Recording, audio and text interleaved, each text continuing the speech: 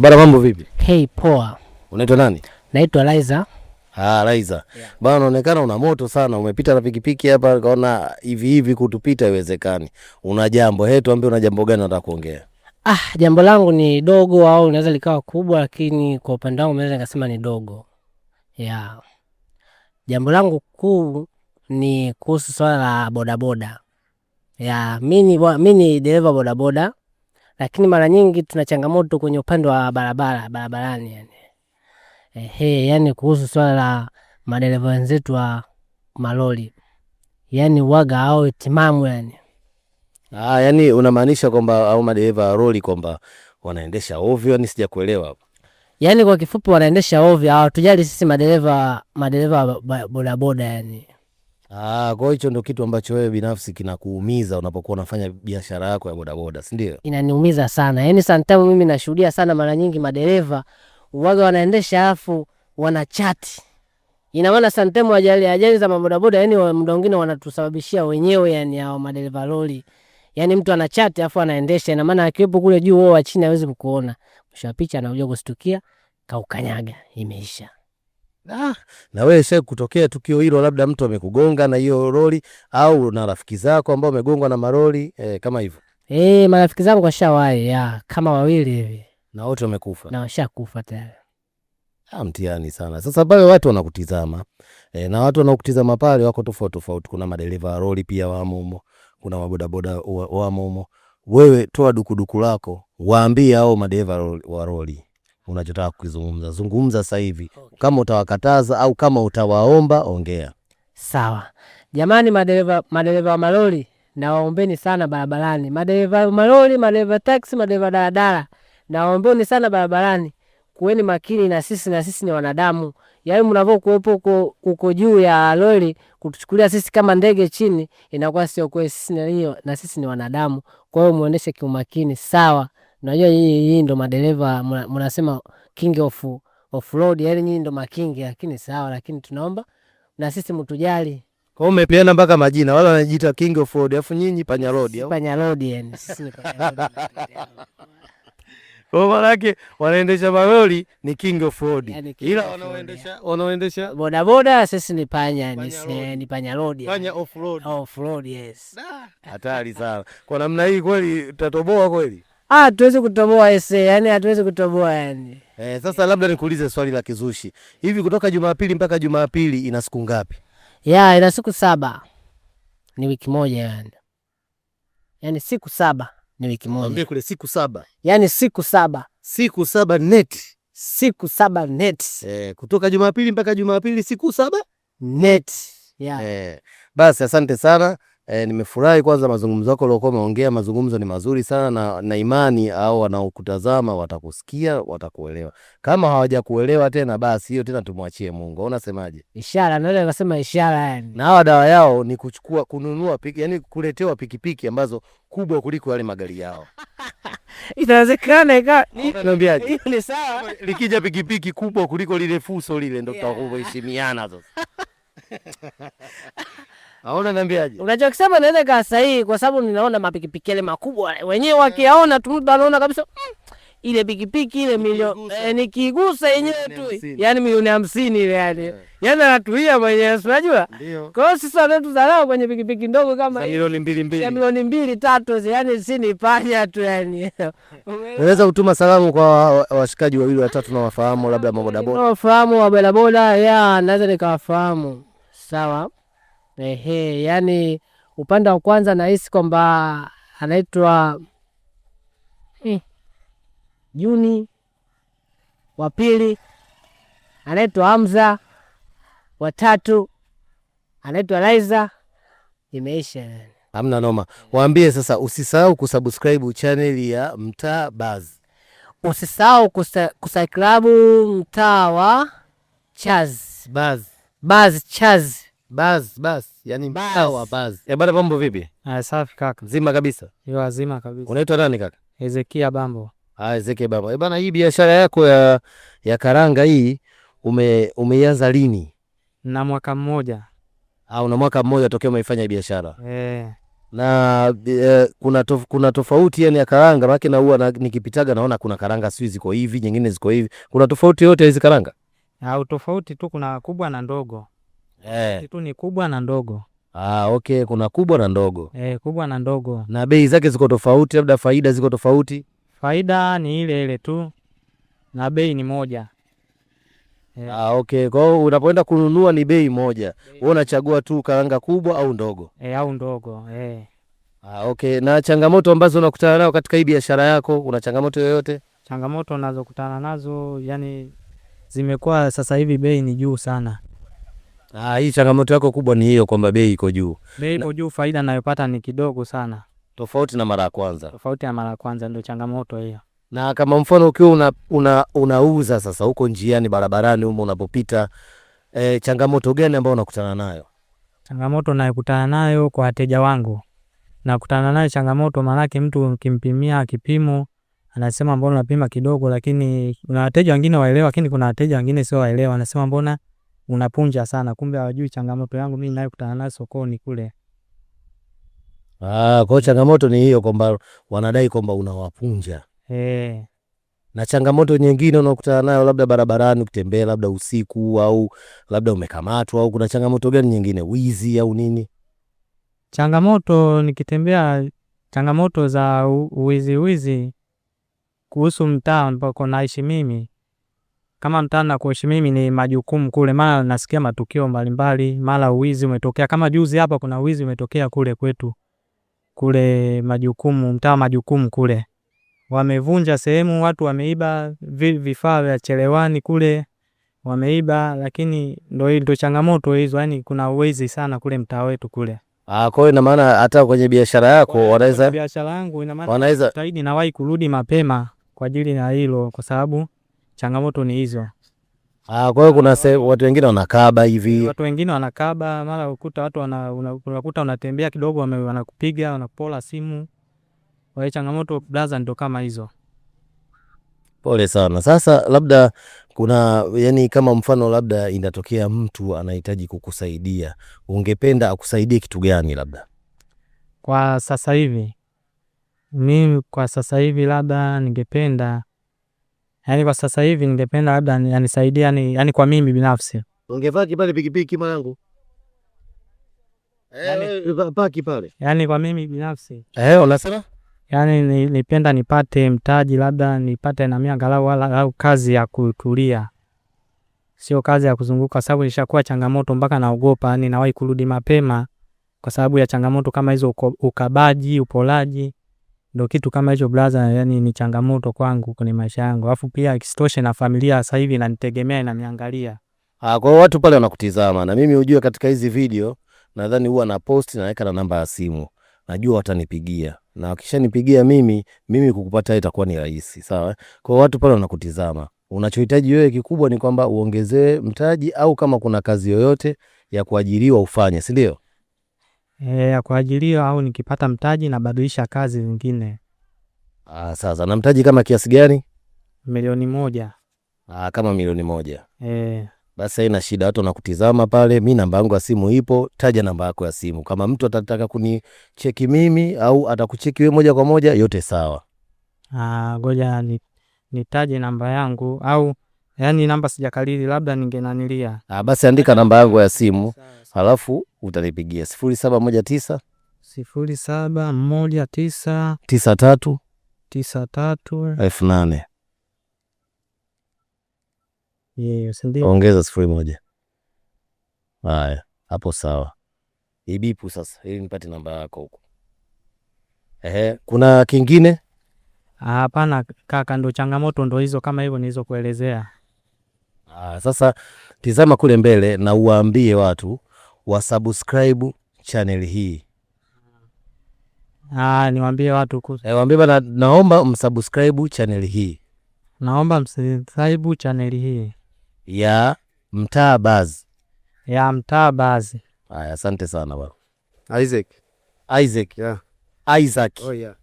Okay, sasa nataka niulize swali jingine la kizushi. Hivi kwa nini watu wanafananisha Wamasai na Wakenya? Wamasai iko Kenya na Tanzania haiko Tanzania Masai. Kwa hiyo watu kama anaongea English anafikiri kama English ni lugha. Ndio. Kama anajua English wengine anakushikia anasema wewe Mkenya, but mimi si Mkenya, mimi Mondui. Mimi Mtanzania. Kwa hiyo mtu mwingine kama anakuona kama Mkenya. Ila mimi nakaa na wazungu. Kwa hiyo kwa ajili anajua hiyo lugha, lakini jasoma hata kidogo. Kwa hiyo wazungu ndo walikufundisha hiyo lugha? Yeah. Ilianzaje mpaka akakufundisha hiyo lugha? Si anakaa sehemu ya mnyama, kwa hiyo ndio anakutana kule, anatembea na magari zao, ameishi hoteli zao. Kwa hiyo ndio hivyo. Sasa ilikuwaje ukaachana nao tena? Kwa sababu kule najua kule ndo kwenye hela kule. Sio jaoa. Hajaoa. Nimekaa naye tu kufanya kazi yao. Yani haukuoa? No. Nafanya tu kazi. Okay, sasa lakini si ungeendelea kufanya hiyo kazi? Naona hiyo kazi kama kwako imekuwa ni nzuri zaidi kuliko hii kazi labda ya ulinzi au kazi nyingine. Sasa napenda nikuulize na swali moja. Yaani wewe umeuliza mimi. Ila nataka mimi nikujue kweli. Wewe unafanya kazi gani mpaka kuja kuuliza mimi kazi yangu? Mimi bwana, mimi kazi yangu kubwa ndo kama hivi unavyoniona. Ni mtangazaji. Na kuhoji maswali watu, yani ndo kazi yangu kubwa ambayo nafanya. Na kazi ndogo ndogo ambazo nafanya labda biashara, tuna biashara zangu ndogo ndogo nafanya basi. Sasa kwa nini nimeuliza wewe swali ambayo nataka nijue? Kwa nini nasema Wamasai anafanana Wamasai na wake, yani Wamasai anafananisha watu wa Kenya? Hilo swali kwa sababu niona watu wengi wanajadili hivyo. Mimi huwa napita sehemu tofauti. Kwa hiyo naona watu wengi wanafananisha, wanasema bwana Wamasai wamefanana sana na Wakenya. Wamefanana sana na Wakenya, ndio nao wanazungumza. Anakuja kuchagua watu, anakuja kuhamisha watu. Anaona Wamasai si wa Tanzania. Ila swali mimi, yani kujibu mimi hivyo, anafikiri sikali anajua, lakini anaogopa. Yani sisi amesaliwa, yani sisi amesika na babu zetu. Alafu anakuja mtu anakuja kuhamisha. Wewe unasikiaje? Lazima ujisikie vibaya. Yani manake sehemu ambayo umekaa miaka na miaka afu uje kuhamishwa sasa. Mimi naona yake 4. Mimi naona yake 4. Ila sasa hivi anaenda kukaa nyumba moja, alafu mtu anakudanganya na kwambia anakujengea nyumba. Aisee. Kwa hiyo na ng'ombe. Sasa ng'ombe yangu anakuja kulala yani room moja. Haiwezekani. Kama ng'ombe 500 au ng'ombe 600. Au mbuzi 400. Sasa hivi hapa unaelekea kwenye hiyo kazi yako ambayo ya kulinda. Ndio nakuuliza, wewe ndio umeuliza mimi. Sikaja swali ambalo hapo kumbe ulikuwa umeniuliza. Mimi nikajua unanielezea. Nakuelezea ndio hivyo. Yaani ndio nakuelezea, afu sio kama nakuta wanaume ambao anakujibu, sio kuogopa. Wewe ni taarifa habari. Wewe kasiogopi. Sasa labda nikuulize swali jingine. Wewe muulize amesi. Wewe sasa hivi familia yako iko wapi? Au wake 4 na nadhani kutakuwa na watoto, na hiyo ng'ombe iko wapi? Familia yani wote iko Simanjiro. Kwa nini sasa umeiacha? Mimi nakuja kutafuta maisha hapa. Mimi nakuja na budget yangu na kudanganya tu, mimi sio mlinzi. Umesikia? Mimi nafanya biashara yangu pekee. Ila sisi ndio anafanyaga hivyo. Kumwambia mtu mlinzi wewe difanya tu kama mshamba. Lakini wewe unapiga bajeti yako kawaida, unapita mambo zao. Sasa pole sana kwanza kwa mizururu hapa na pale. Kwa sababu dawa, mimi ninavyojua mimi dawa, kuisambaza dawa ikawafikia Watanzania wote. Bwana, umetembea maili ngapi yani? Nini? Umetembea maili ngapi mpaka sasa hivi? Mimi sasa hivi natokea huku sokoni ya ng'ombe huko. Pugu. Pugu kule mnadani? Na naenda mpaka Kariakoo. Bwana, sasa wewe anashangaa nini? Hii vitu ni simple. Wanangu hatari sana. Hatari. Wewe ukimpiga mtu mtama unajua anatua Magomeni. Mimi yeye anaenda mpaka Kariakoo. Si ndio, lakini ukimpa mtu mtama ile namna hii, lazima atue labda hata nyuma daraja kule. Kupiga. Angalia hapa sisi wa Masai hamna korofi. Sisi wa Masai kuamua vitu anaamua. Ila sisi na moyo. Hakujua huyo ni mtu. Sasa naomba nikwambie kitu kimoja. Mi shida yangu ni hii moja tu. Naomba uwaambie tu kule watazamaji, usisahau kusubscribe channel hii basi. Yani sasa mzee, nakuomba kitu moja. Yani nataka nikuulize na mimi swali moja. Wewe kabila gani wewe? Kwa nini unauliza hivi? I'm sorry but this one is family. Mimi nimezaliwa hapa Dar es Salaam, Mzalamu mimi. Wewe Msalamu? Oh, kweli Msalamu kweli. Kweli Msalamu kweli. Sasa mimi nashangaa. Kwa nini watu wanafananisha si wa Kenya? Akati mimi naenda Iskandi, mimi naenda kutafuta embassy. Mimi naenda Zambia. Lazima niende for embassy a Tanzania. Lazima ndio kiongozi yangu. Kwa nini naenda kutafuta Tanzania? Kwa nini sitafuti Mkenya? Mimi sio Mkenya. Kwa nini mimi naenda Kongo? Lazima niende balozini, niende kuripoti. Najua mimi iko Kongo. Anaishi vipi? Naenda Angola, naenda balozini ya Kongo. Nani ya Angola. Naenda kuripoti. Kwa nini mimi naenda mahali popote ila najua natembea, lakini kandi mwingine anakupa si heshima. Lakini Tanzania anaona sisi kama sio wa Tanzania. Why? Hiyo sasa ni swali la kujiuliza wewe mwenyewe sasa. Ndio hizo ndio sasa ndio nakuuliza wewe. Au tuulize wao watazamaji kule. Watamwaga komenti zao. Ona kama. Yes, bwana mambo vipi? Mambo poa kaka. Mzima kabisa. Mungu ni mwema. Naona mwanangu umekula pamba safi kabisa na handbag ya kutosha. Nipe habari hapo. Handbag bei gani? Hizi ndogo shilingi 10,000, kubwa 12,000. Hizi ndogo 10,000 na hizi kubwa? Kubwa 12,000. Wewe unakuwa unakopesha au unauza cash? Cash kaka. Kwa nini ukopeshi sasa kama wale muha wale? Of course sikopeshi kwa sababu huwa naenda maeneo tofauti tofauti. Kwa sababu Dar es Salaam ni kubwa Kwa hiyo mimi ni mfumo wa chinga huwa sisi tunaenda maeneo tofauti tofauti. Kwa hiyo sema ukopeshe, ujue unarudi lini tena. Kulingana na maeneo unaoenda tofauti tofauti. Unajua Dar es Salaam ni kubwa hiyo ndo sababu ya kutokukopesha. Unaitwa nani na unaishi sehemu gani? Mimi naitwa Zadi Blaine, naishi Mabibo. Kwa hiyo hapa umetoka kwa mguu kutoka Mabibo mpaka huko? Nimepanda gari nimeshuka airport. Alafu nimetoka airport ndo nimedeliver hapa. Lengo hapa kudeliver kuelekea pande za roundabout ya kuelekea Segerea. Okay. Sasa uone kama mzito labda ukaweka kidogo chini maana tuna story ndefu au haina shida? Haina shida kwa sababu nishazoea. Najua mazoea. Na ina kilo ngapi? Naweza nikaangalia hivi. Sio mizito sana kiasi. Nikajua labda uzito wake labda kama ndoo kubwa ya lita 20 ile. Sio mizito sana lakini kwa mtu ambaye sio mzoefu anaweza kuwa na mizito hii kwa kuwa tumeshazoea. Ndio. Na huwa unabeba kwa kiasi chake au huwa unabeba tu? Huwa nabeba kila siku natoka na piece 30. Ndogo 20, kubwa hizi 10. Changamoto za kwenye biashara zikoje? Changamoto ni nyingi sana. Unaweza kutajia moja hapo mbili kwa sababu watu wanakutizama pale.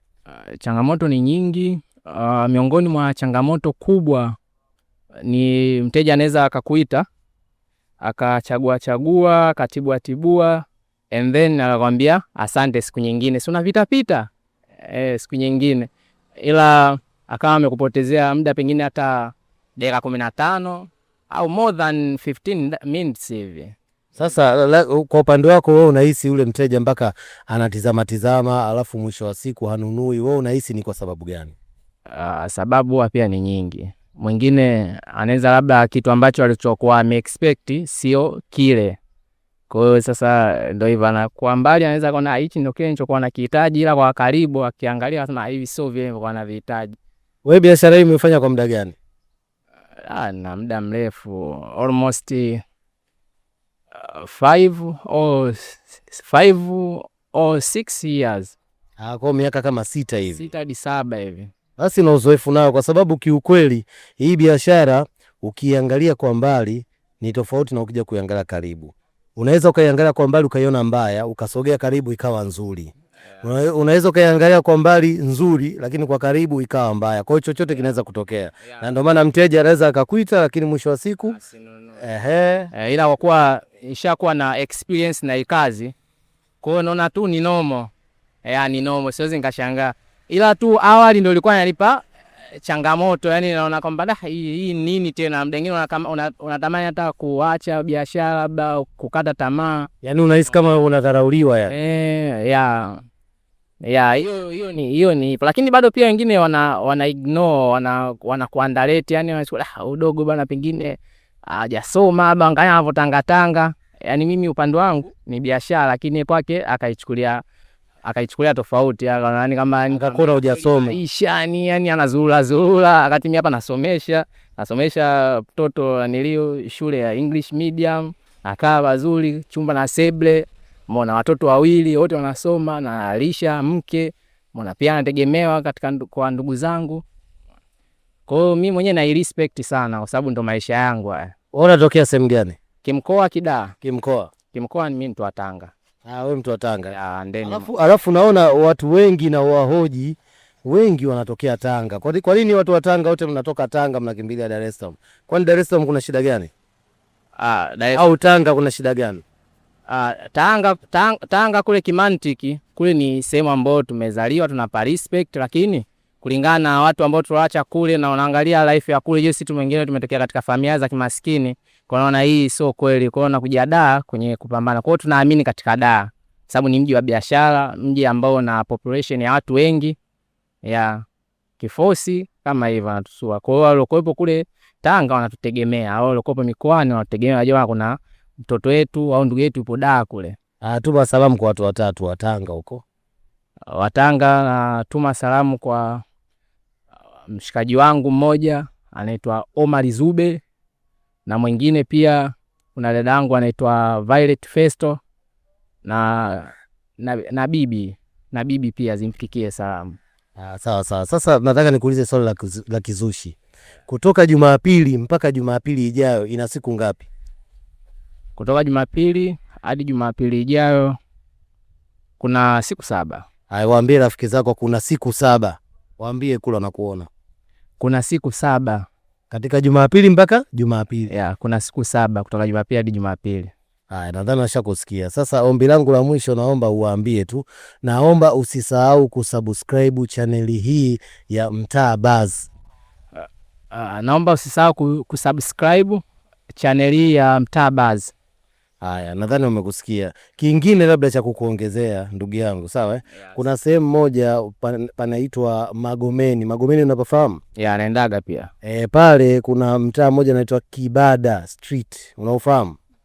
Kibada hapana, kwa sababu mimi napita tu kwa mitaa, sijajua mtaa huu wapi. Sasa ukiulizia pale mtaa wa Kibada Street, ukishafika pale, ulizia sehemu panaitwa Jahawari Test. Jamaa fulani hivi wanauza chakula safi kabisa, chakula kizuri, pilau, biriani, ukitaka sui mishkaki, ukitaka kuku, ukitaka chipsi, ukitaka chapati, ukitaka mchuzi, ukitaka maharage, yani kila kitu kinapatikana.